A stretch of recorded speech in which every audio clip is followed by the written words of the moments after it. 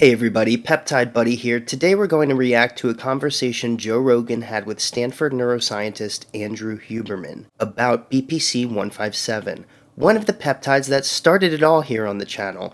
Apologies in advance if there's some background noise. It sounds like my neighbor is either hosting a rave or perhaps even a peptide education celebration. But all corny comments aside, let's get started with the video.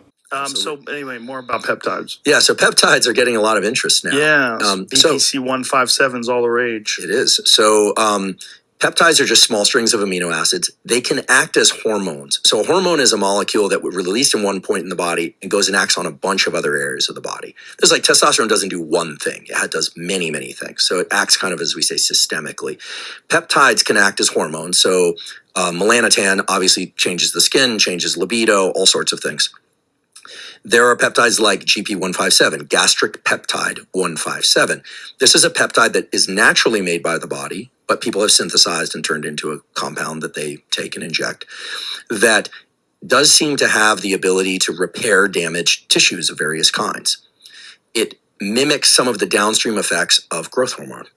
So this is actually, I actually trained with him once, although he with far more weight than I. This guy, Ryan Crowley, who tore his pec recently, this very dramatic Instagram video where you see him doing an incline press with like 515 and it rips off the bone. And then, now I'm not going to say whether or not Ryan's using GP-157 or not, but I don't think anyone needs to do a natty or not video on him, or maybe they do. It doesn't matter. The point is that things like GP-157 definitely do accelerate the healing of an injury, and there's no question about that. And I had a tendonitis in my elbow that I just could not fix. Yeah. I started using BPC-157. It was gone in 2 weeks. Yeah.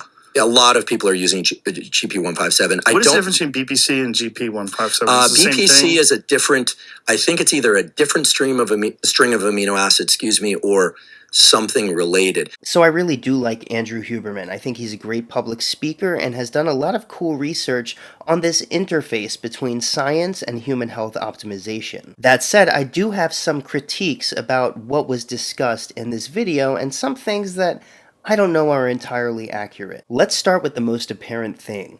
There seems to be some confusion here about naming. Rogan keeps referring to BPC-157 versus what Huberman talks about as gastric peptide 57 or GP57. So to my knowledge, GP57 does not exist and it's not a thing. Huberman is likely mistaking BPC-157 for GP57, as BPC is a gastric peptide, a pentadecapeptide derived from human gastric acid. And I don't think it's absurd to consider it GP57, but if you do your own research on BPC, you'll see the biggest alternate names used are PL14736, BPC15, or in some clinical research, Bepessin. I do certainly agree that BPC157, i.e. body protective compound, is true to the name. It's theorized to act via different physiologic processes to encompass such a diverse portfolio of healing. From alkaline burn injuries to reversal of NSAID-induced damage to muscle crush injuries and multiple different types of fistulas, which are abnormal connections between different body tissues. Even though data predominantly